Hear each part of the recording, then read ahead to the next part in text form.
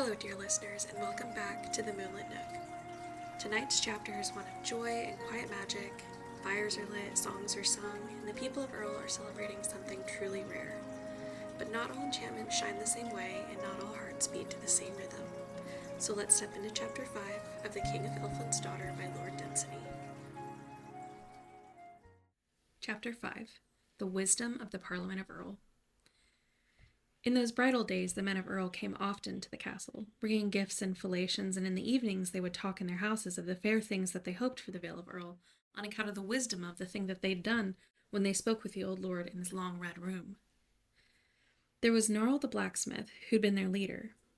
There was Guhic, who had first thought of it, after speaking with his wife, an upland farmer of clover pastures near Erl. There was Nihic, a driver of horses. There were 4 vendors of beeves, and Oth, a hunter of deer, and Vlel, the master ploughman. All these and 3 men more had gone to the Lord of Erl and made that request that they had set Alveric on his wanderings. And now they spoke of all the good things that would come of it. They had all desired that the Vale of Erl should be known amongst men, as was, they felt, its desert.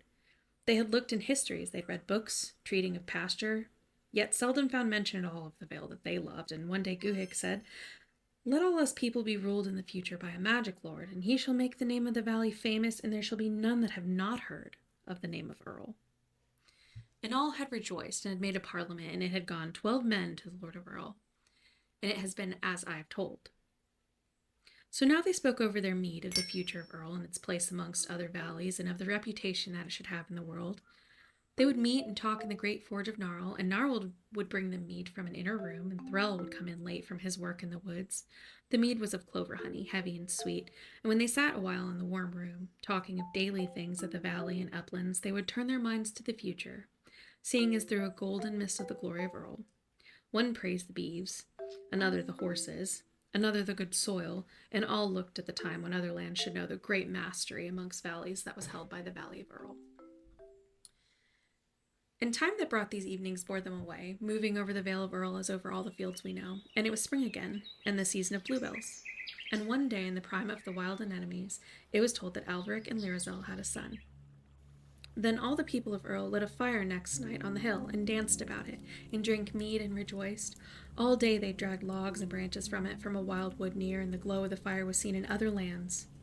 Only on the pale blue peaks of the mountains of Elfland no gleam shone, for they are unchanged by aught that can happen here. And when they rested from dancing round their fires, they would sit on the ground and foretell the fortune of Erl, when it should be ruled over by their son of Alveric, with all the magic that he would have from his mother. And some said that he would lead them to war, and some said to deeper ploughing, and all foretold a better price for their beeves. None slept that night for dancing and foretelling a glorious future, and for rejoicing all the things they foretold. And above all, they rejoiced that the name of Erl should be thenceforth known and honored in all lands. Then Alveric sought for a nurse for his child, all through the valley and uplands, and not easy found any worthy of having the care of one that was of the royal line of Elfland, and those that he found were frightened of the light, as though not of our earth or sky, that seemed to shine at times in the baby's eyes. And in the end he went one windy morning up the hill of the lonely witch, and he found her sitting idly in her doorway, having nothing to curse or bless. "Well," said the witch, "did the sword bring you fortune?" "Who knows," said Alveric. "What brings fortune, since we can't see the end?" Then he spoke wearily, for he was weary with age, and never knew how many years had gone over him on the day that he travelled to Elfland. Far more, it seemed, than that had passed on the same day over Erl. "Aye," said the witch. "Who knows the end but we?" "Mother witch," said Alveric, "I wed the king of Elfland's daughter." "Well, that was a great advancement," said the old witch. "Mother witch," said Alveric, "we have a child, and who shall care for him?" "No human task," said the witch. "Mother witch," said Alveric, "will you come to the Vale of Erl and care for him and be the nurse at the castle? For none but you in all these fields know aught of things of Elfland, except the princess, and she knows nothing of earth." And the old witch answered, "For the sake of the king, I will come." So the witch came down from the hill with a bundle of queer belongings, and thus the child was nursed in the fields we know, by one who knew songs and tales of his mother's country. And often as they bent together over the baby, that aged witch and the Princess Lyrazel would talk together, and afterwards through long evenings of things about which Alveric knew nothing, and for all the age of the witch and the wisdom that she had stored in her 100 years, which is all hidden from man, it was nevertheless she who learned when they talked together, the Princess Lyrazel who taught. But of earth and the ways of earth, Lyrazel never knew anything. And this old witch that watched over the baby so tended him and so soothed, that in all his infancy he never wept. For she had a charm to brighten the mornings, and a charm for cheering the day, and a charm for calming a cough, and a charm for making the nursery warm and pleasant and eerie, and when the fire leapt up at the sound of it from logs she had enchanted, and sent large shadows of things about the fire quivering dark and merry over the ceiling. And the child was cared for by Lyrazel and the witch, as children are cared for, whose mothers are merely human, but he knew tunes and runes besides that other children hear not in the fields we know. So the old witch moved about the nursery with her black stick, guarding the child with her runes. If a draught on windy nights skrilled in through some crack, she had a spell to calm it, and a spell to charm the song that had the kettle sang, till its melody brought hints of strange news from mist-hidden places, and the child grew to know the mystery of far valleys that his eyes had never seen before. And at evening she would raise her ebon stick and stand before the fire amongst all the shadows, and she would enchant them and make them dance for him. And they took all manners of shapes of good and evil, dancing to please the baby, so that he came to have knowledge not only of the things with which earth is stored, pigs, trees, camels, crocodiles, wolves, and ducks, good dogs, and the gentle cow, but of the darker things also that men feared, and the things that they have hoped and guessed. Through those evenings, the things that happen and the creatures that are passed over those nursery walls, and he grew familiar with the fields we know. And on warm afternoons the witch would carry him through the village, and all the dogs would bark at her eerie figure, but durst not come too close, for a page way behind her carried her ebon stick. And dogs that know so much, that know how far a man can throw a stone, and if he would beat them, and if he durst not, also knew that this was no ordinary stick. So they kept far away from that queer black stick in the hand of the page, and snarled, and the villagers would come out to see. And all were glad when they saw how magical a nurse the young heir had, for here, they said, is the witch Serundero. And they declared that she would bring him amongst the true principles of wizardry, and that in his time there would be magic that would make all their valleys famous, and they beat their dogs until they slunk indoors, with dogs clung on to their suspicions.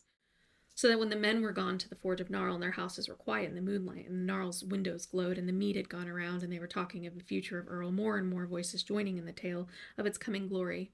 On soft feet the dogs would come out to the sandy streets and howl. Into the high sunny nursery Lyrazel would come, bringing a brightness that she learned witch had not in all her spells, and would sing to her boy those songs that none can sing to us here, for they were learned by the other side of the frontier of twilight, and were made by singers all unvexed by time.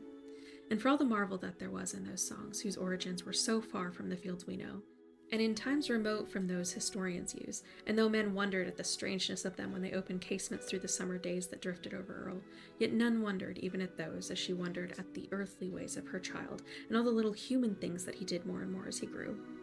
For all human ways were strange to her, and yet she loved him more than her father's realm, or the glittering centuries of her ageless youth, or the palace that may be told of only in song.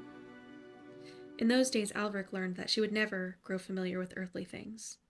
She would never understand the folk that dwelt in the valley, never read wise books without laughter, never care for earthly ways, never feel more at ease in the castle of Erl than any woodland thing that Thrall might have snared and kept caged in a house would.